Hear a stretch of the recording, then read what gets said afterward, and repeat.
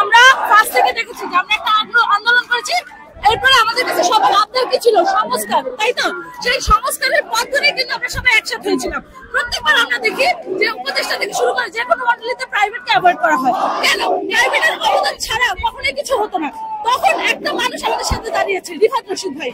তার দাবির হয়েও সে প্রাইভেট মহানগরের হয়ে কাজ করেছে, কিন্তু ওই মানুষটাকে তারা প্লেসমেন্ট দেয়নি, কারণ তারা সে প্রাইভেট এবং অন্যান্য মহানগরকে টানে। তাহলে এইভাবে সিন্ডিকেট যদি তারা করে যে দাবি দাবি দাবি, যারা দাবিকে রাখবে তাদেরকে রাখবে, তাহলে তো আমরা এখানে থাকবো না। আমাদের কমিটি চলবে না, প্রাইভেটের সাথে দাবি কেন্দ্রিক কমিটি চলবে না। আমাদের যখন দাবি সবকিছু থেকে মাইনাস করে দেয়, ওই জন্য আমাদের হাত ধরে রিফাত রশিদ আমাদের টানা হয়েছে, রিফাত রশিদকে মাইনাস করে দেওয়া হয়েছে। এই যে হচ্ছে গণ অভ্যুত্থানের ফেস রিফাত রশিদ, তাকে কিভাবে মাইনাস করে দাবি সংগঠন মানতে পারে? একটাই রিজন, তখন প্রাইভেটকে মিটিংয়ে ডাকা হয়নি, দাবি আমরা মিটিং করে তারা ডিসাইড করেছে ছাত্র সংসদ 17 তারিখে যখন এই আন্দোলন শেষ হয়ে যায়, 18 তারিখে আমরা যেটা দেখিয়েছি সেখানে আজকে আমরা এখানে নাই। এই কমিটি আমরা টোটালি মানি না, টোটালি মানি না।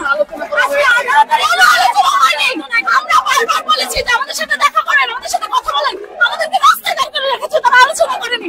আমার যদি দেশে আমার নাগরিকের যদি তাদেরকে পছন্দ না হয়, এখন কেন কন্ট্রোভার্সি হচ্ছে? আমরা যদি কন্ট্রোভার্সি দেখি, ম্যাক্সিমাম দাবিয়ানদের জন্য আমরা কন্ট্রোভার্সি শিকার হচ্ছি। আমাদেরকে মানুষ ডাকছে, বাজে কথা বলছে যে কি আন্দোলন করেছো, আমরা কেন এই ভুক্তভোগী হবো? আমাদেরকে জায়গা না দেওয়া পর্যন্ত আমরা কেন এই প্লেন নিব? আমাদের যারা আমাদের পক্ষ হয়ে থাকে তাদেরকেও মাইনাস করা হচ্ছে। তাদেরকে যদি জায়গা না দেওয়া হয়, তাহলে মহানগর বা এই যে প্রাইভেটের এতগুলো 146টা প্রাইভেট, তারা কিভাবে কাজ করবে? কিভাবে তারা হচ্ছে সামনে দাঁড়াবে? আমরা আজকে যখন কথা বলি, আমরা দেখি আমাদেরকে অনেক আজেবাজে কমেন্ট করা হয়। এই যে জায়গাটা, এই যে সাহসটা এখনো তাদের আছে, আওয়ামী লীগ বা যেই দোষরদের, সেটা কেন আছে? কারণ আমরা সবাই সবার জায়গা মতো জায়গা পাইনি। এই যে রিফাত রশিদ ভাই, সে প্রথম দিন থেকে প্রত্যেকটা মহানগরে গিয়েছে, প্রত্যেকটা মহানগরের সাথে ছিল, প্রত্যেকটা প্রাইভেটের সাথে ছিল। পার্সোনালি আমার নিজের সমস্যা ছিল, সে আমাদের সাথে বসে সলভ করছে যে কি সমস্যা আমাকে বলেন। তাইলে ওই মানুষটাকে আপনি কেন মাইনাস করতেছেন? কারণ সে দাবির হয়ে কাজ করে নাই, সে হোল পুরো ঢাকা শহরের হয়ে কাজ করেছে। তাহলে আপনার মাইনাস কেন খেলছেন? আমাদের যদি কমিটি হয়, প্রাইভেট ডিসিশন দিবে, পাবলিক দিবে, মহানগর দিবে, সাব কলেজ দিবে, ন্যাশনাল দিবে, এছাড়া কোনো ধরনের কমিটি ঘোষণা হবে না। আর কমিটি ঘোষণা হলে আমরা মানবো না। আমরা যদি না মানি, আমি বিশ্বাস করি বাঙালি মানবে না, বাঙালি কখনোই কমিটিকে সাপোর্ট করবে না। সিম্পল। আমরা এখনো বলছি আমরা সংস্কার চাই, আমরা চাই একসাথে কাজ করতে, কিন্তু সেই একসাথে কাজ করার জায়গাটা তাদের তৈরি করতে হবে। তারা এখানে কেন মধুর ক্যান্টিন আন্দোলন হয়েছিল? মধুর ক্যান্টিন আন্দোলন হয়নি। মোহাম্মদ সবচেয়ে মারা গেছে রংপুরে, সবচেয়ে মারা গেছে বসিরহাটে, সবচেয়ে মারা গেছে উত্তরায়, ওইখানে কেন তারা নেই? মধুর ক্যান্টিনে কি? মধুর ক্যান্টিন কি আমাদের জায়গা? ঢাকা ইউনিভার্সিটির স্টুডেন্টদের জায়গা। আমরা কি ঢাকা ইউনিভার্সিটির স্টুডেন্ট না? তাহলে কি আমরা মাইনাস? এখানে তো প্রথম মাইনাস তাই এখানে আমরা মধুর ক্যান্টিনে দাঁড়িয়ে আছি। আমরা কোনো পাবলিক প্লেসে দাঁড়ানো নেই যেখানে অনেক শহীদ মারা গেছে। আমরা এমন জায়গায় দাঁড়ানো আছি যেখানে পলিটিক্স চলছে। এই পলিটিক্স যদি করতে হয়, সুস্থ পলিটিক্সে ফিরে হবে। বাংলাদেশকে আমরা সুস্থ পলিটিক্সে নিয়ে নেব। সুস্থ পলিটিক্সে যদি না নিতে পারি বাংলাদেশকে, তাহলে কাউকে আমরা সেই ক্ষমতা নিতে দিব না, দিব না, দিব না। আমাদের হয়ে প্রাইভেটের হয়ে ঢাকা মহানগরের হয়ে কাজ করেছে, এখন সে আমাদের হয়ে কাজ করেছে। তাহলে কি তারা পুরো প্রাইভেট ইউনিভার্সিটি আর ঢাকা মহানগরকে মাইনাস করতে চাচ্ছে? তারা যদি ঢাকা মহানগর আর প্রাইভেটকে মাইনাস করে রাজনীতি করতে চায়, তাদের বলেন রাজনীতি করতে। এই রাজনীতি প্রাইভেট সম্মতি দিবে না। প্রাইভেট তখনই সম্মতি দিবে, দেশটা তখনই সম্মতি দিবে। ওরা 7 কলেজকেও বাদ দিয়েছে। কেন 7 কলেজে আন্দোলন করেনি? সবাই আন্দোলন করেছে। তাহলে কেন জিনিসটা দাবি দেননি? কেন এটা ডাকসুতে? কেন এটা মধুর ক্যান্টিনে? রাজনীতিকে মধুর ক্যান্টিনের জায়গা? আমরা সবাই আন্দোলন করেছি। আমাদের এই জায়গায় আমাদের যদি কথা বলার হয়, আমাদের অফিস বাংলা মোটরে আছে। আপনারা বাংলা মোটরে কথা বলেন, দরকার হলে টিএসসি দিয়ে কথা বলেন। এখানে কেন? ঠিক আছে, আমরা মেনে নিচ্ছি, আমরা প্রাইভেট কেউ আসবো না। আমাদের প্রতিনিধি হয়ে আসবে রিফাত রশিদ, যে বিপদের সময় আমাদের হাত বাড়িয়ে দিয়েছিল। তারা রিফাত রশিদকে মাইনাস করে দিয়েছে। এটা কোন ধরনের কথা? তাহলে কি তারা আমাদের অস্বীকার করছে?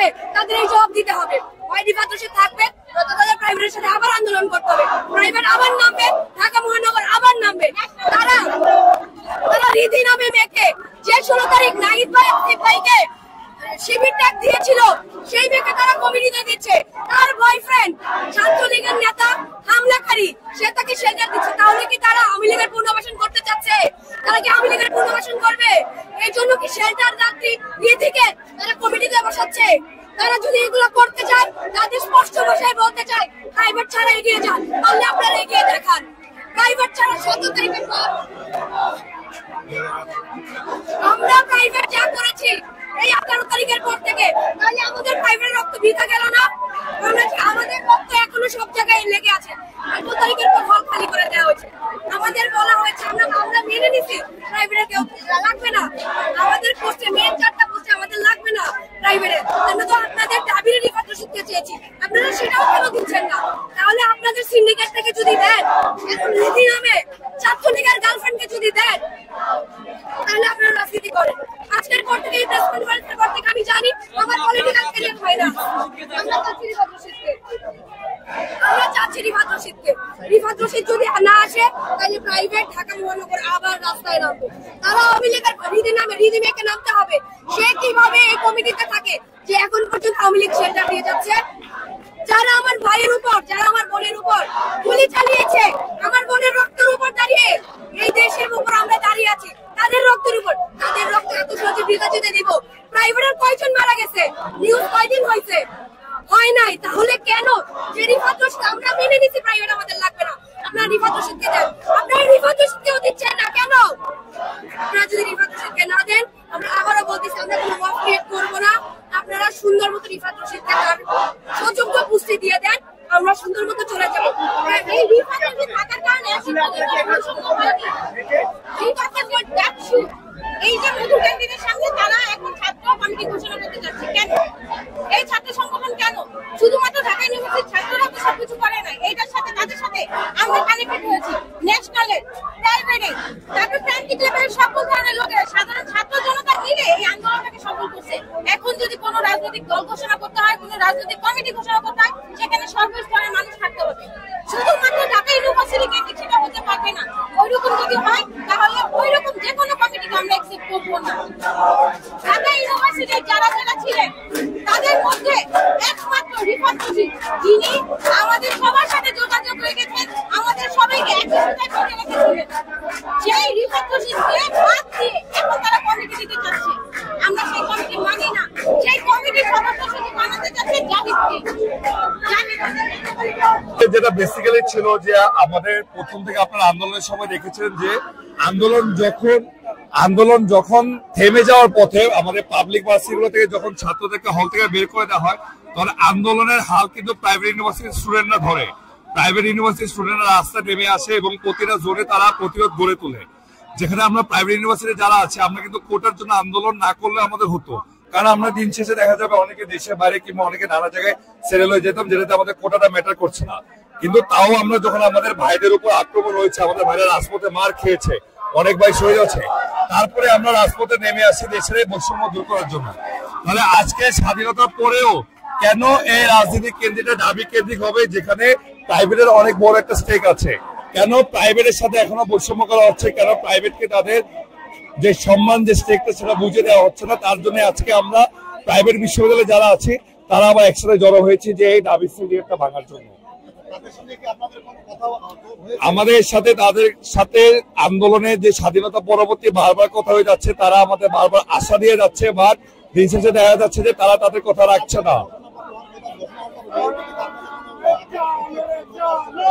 আমাদের প্রাইভেটের থেকে তেমন কোন একনে আমাদের প্রথম কথা ছিল, যেহেতু আন্দোলন পুরো বাংলাদেশ কেন্দ্রিক ছিল, সবার সমান অধিকার ছিল, তাহলে সেখানে কেন সবকিছু ঢাকা ভার্সিটি কেন্দ্রিক হচ্ছে? কেন এই প্রেস ব্রিফিং না? আমরা বলেছিলাম এটা শহীদ মিনারে হবে, কিন্তু তারা তা না করে ঢাকা ভার্সিটি কেন্দ্রিক করে জিনিসটাকে তারা মধু কেন্দ্রে নিয়ে আসলো।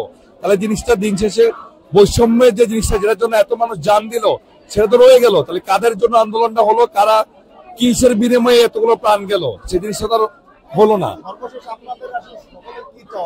আমাদের সকলে মিলে একটাই চাওয়া, আমাদের আন্দোলনটা শুরু হয়েছিল কোটার মাধ্যমে, যেটা দিন শেষে শেষ হয়েছে বৈষম্য দূর করার জন্য। যেখানে আমাদের প্রথম কথাটাই ছিল যে আমরা সকলে মিলে একটা নতুন দেশ গড়ার ইয়ে করবো। তাহলে যদি সবার সাথে এখনো এই বৈষম্যটা রয়ে যায়, সবকিছু যদি একটা কেন্দ্রিক চলে যায়, তাহলে তো বৈষম্যটা রয়ে গেছে। তাতে এই আন্দোলনে কোনো স্পিরিট বা যে মূল নীতিটা ছিল ওটা রইল না। আমাদের সর্বশেষ এটাই দাবি, যেটার জন্য আন্দোলন হয়েছে, যেটার জন্য এতগুলো মানুষ পঙ্গু হয়েছে, জীবন দিয়েছে, সেই জিনিসটার জন্য এখনো ঠিক করা হয়, যাতে এই আন্দোলনের স্পিরিটটা ধরে রাখতে পারে মানুষ এবং দেশের কল্যাণে কাজ করে যেতে পারে। Thank you. কিন্তু একটা সম্ভ্রান্ত পরিবারের মেয়ে, আমাকে যখন কমেন্ট বক্সে একটা মানুষ বাজে কথা বলে আমার ফ্যামিলি মেম্বারদেরকে কেমন লাগে। কিন্তু ওয়ার্ল্ড ওয়াইডে যান, যারা রাজনীতি করে, যারা বড় বড় লেডি ফিগার, মানে লেডি যারা আছেন, যারা হচ্ছে বড় বড় পজিশনে আছে, প্রেসিডেন্ট হিসেবে, প্রাইম মিনিস্টার হিসেবে, তাদেরকে কিন্তু এগুলো শুনতে হয় না। এই যে সংস্কার, রাজনীতির এই সংস্কারটা অনেক জরুরি, সেই জন্যই কিন্তু আমাদের রাজনীতিতে আসা। আমাদের যারা মেয়েরা রাজনীতি করবে তারা কিন্তু সবাই মোটামুটি সম্ভ্রান্ত পরিবার থেকে বিলং করে, অথবা তারা কোনো মানে ভালো একটা ইউনিভার্সিটির স্টুডেন্ট, তারা কিন্তু যে কোনো জায়গা থেকে আসে না। তো সেই জায়গা থেকে আমাদের এই সংস্কার দরকার।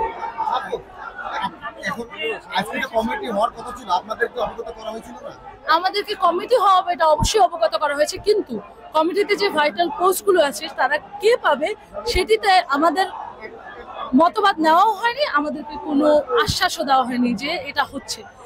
যখন কমিটি ঘোষণার সময় হয় তখন আমরা দেখি আমাদের যে আশাকাঙ্ক্ষিত বা আমাদের যে দেশ সংস্কারকারী মানুষদের নাম, তাদের নাম লিস্টে নেই।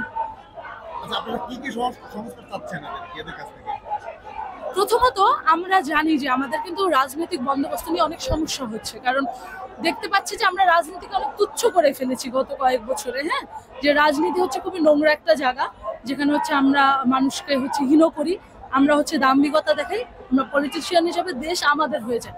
সেই জায়গা থেকে আমরা বের হতে চেয়েছি। আমরা চেয়েছি যে রাজনীতি হবে সুষ্ঠু, মননশীল একটা জাতির সংগঠনের জন্য মাপকাঠি। সেই মাপকাঠির জায়গা থেকে আমাদের রাজনীতিতে পদার্পণ। কারণ আমরা তরুণ প্রজন্ম দেশকে নিয়ে যেভাবে ভাববো, একজন 40 ঊর্ধ্ব 7 ঊর্ধ্ব মানুষ সেভাবে ভাববে না। তার পরিবার আছে, তার অনেক দায়িত্ব আছে, কিন্তু আমাদের দায়িত্ব নাই ভাই। আমাদের পিছু টান থাকলে আমরা মাঠে নামতাম না। তো আমাদেরকে অনেকেই বলবে আমরা ছোট, আমরা শিশু। বাট দেখেন, ওয়ার্ল্ড ওয়াইডে যদি যান, আমাদের যতগুলো মানে সংসদ আছে বা পার্লামেন্টারি মেম্বার আছে, সেখানে 60%, 40%, 30% মিনিমাম মেম্বার 24 to 28। তার মানে এই এজটা সবচেয়ে ক্রুশিয়াল এবং ভাইটাল এজ। তুমি দেশকে কিছু দিতে পারবে না, এরপরে you have a lot of responsibility, you can give that much. সেই জায়গা থেকে কিন্তু আমরা চাই যে আমাদের প্রত্যেকটি পদে আমাদের কথা শোনা হোক। আমরা আমাদের দেশে এই যে অরাজনৈতিক ব্যবস্থা, প্রশাসনিক বলেন, স্বরাষ্ট্র মন্ত্রণালয় বলেন, এই যে চুরি রাহাজানি, এই যে এত ঝামেলা হচ্ছে, ধর্ষণের কেস বাড়ছে, এগুলো থেকে আমরা আমাদের দেশকে বের করতে চাই। কারণ আমরা যদি বাকি 10টা কান্ট্রির সাথে কম্পেয়ার করি, আমরা এখনো অনেক পিছিয়ে আছি। এই পিছিয়ে থাকার কথা না, বাঙালি অন্যদের থেকে অনেক কর্মঠোর, তারা অনেক বেশি সাকসেসফুল। আমাদের দেশে রিপ্রেজেন্ট করছে বিভিন্ন জায়গায়, গুগলে চাকরি করছে, মাইক্রোসফটে আছে, বিভিন্ন বড় বড় ব্যাংকে আছে, এনজিওতে আছে। তারা দেশে থাকে না ভাই, কেন থাকে না? কি ব্যর্থতা আমাদের? আমরা কখনো এই প্রশ্ন করি না। আমাদের আজকে মানে ঢাকা ইউনিভার্সিটি থেকে বাংলা মোটর যেতে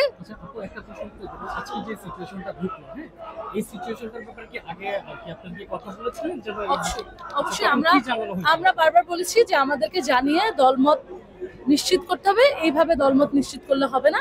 তারা দেখি বলে তারা আজকে ঘোষণা করার সিদ্ধান্ত নিয়েছে। তো আমরা বারবার বলেছি যে দেখেন, আমরা চাই না যে কোনো ধরনের কন্ট্রোভার্সি হোক যেটার কারণে আপনারা ভুক্তভোগী হন, কারণ আমরা আপনাদের একটা পার্ট।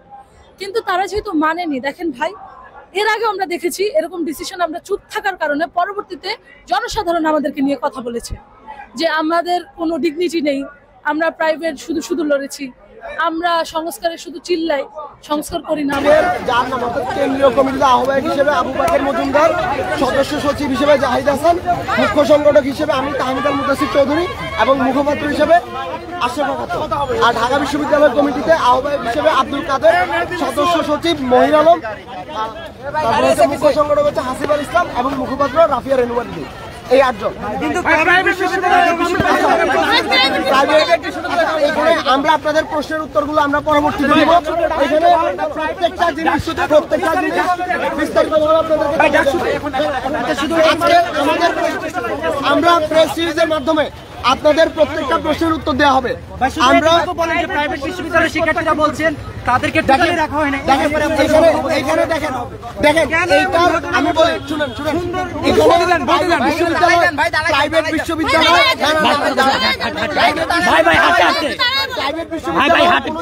বিষয় না। এখানে প্রাইভেট বিশ্ববিদ্যালয়ের মধ্যে অনেকগুলো গ্রুপ আছে। এই জায়গা থেকে আমাদের সাথে আমরা আলোচনার ভিত্তিতে কমিটিটা দিয়েছি এবং যদি এখন যারা সমস্যা করছেন আমরা তাদের সাথেও আলোচনায় বসবো এবং আলোচনার ভিত্তিতে আমরা এটা সমাধান করবো। দেখেন এটা সম্পূর্ণ অপ্রত্যাশিত। আমরা হচ্ছে এখন আজকের মতো আমরা আর কোনো প্রশ্ন উত্তর দিচ্ছি না। ধন্যবাদ।